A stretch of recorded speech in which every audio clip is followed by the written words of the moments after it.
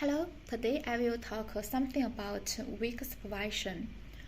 In recent years, the real-world impact of machine learning has grown in leaps and bounds. In large part, this due to the advent of deep learning models, which allow practitioners to get state-of-the-art scores on benchmark datasets without any hand-engineered features. Imagine what is the most important thing when we talk about artificial intelligence or deep learning. Yes, it's data, the labeled data. Every machine learning practitioners hope labeled dataset as large and accuracy as possible. Traditional lens of research in machine learning are similarity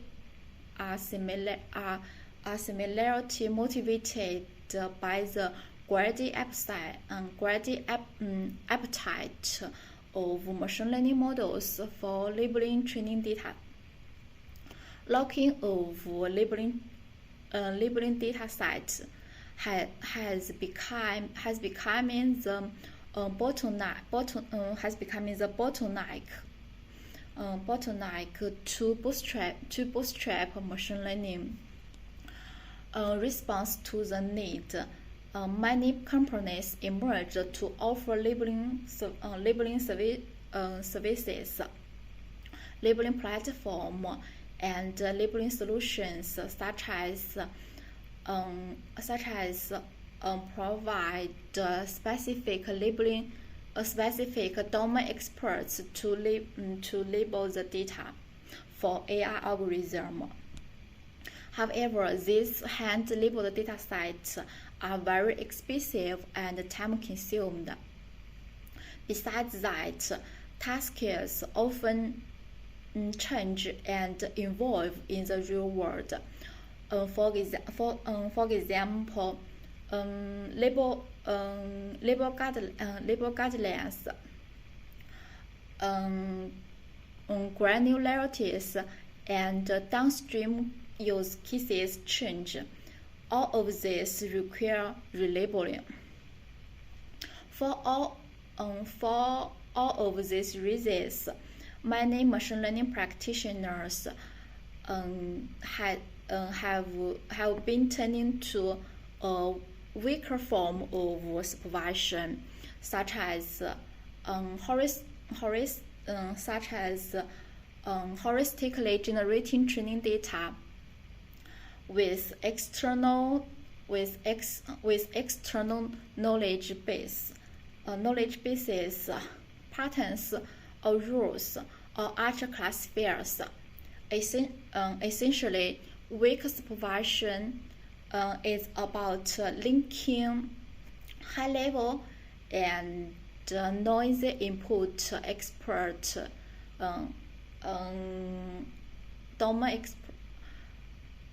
weak supervision is about linking high-level and noisy input from domain experts. The premise is that large unlabeled datasets are available, and machine learning practitioners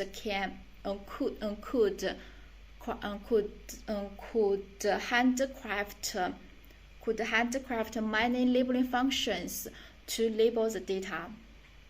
Labeling functions are based on a few examples that the practitioner has experienced, and in additional domain expertise. These labeling functions are common simple if-else statements that would either abstain or assign a label for each observation. For example, a machine learning practitioner creates 10 labeling functions based on what what he had observed in the unlabeled dataset. Then each labeling functions assign a column to the dataset with their own label.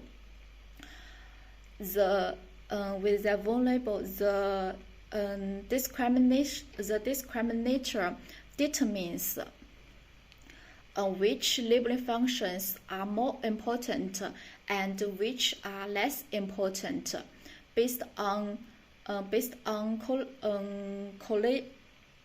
correlation and majority votes to determine a single probabilistic label.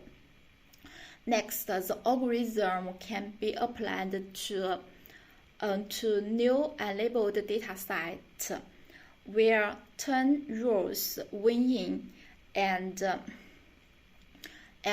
discriminator assigns a single probabilistic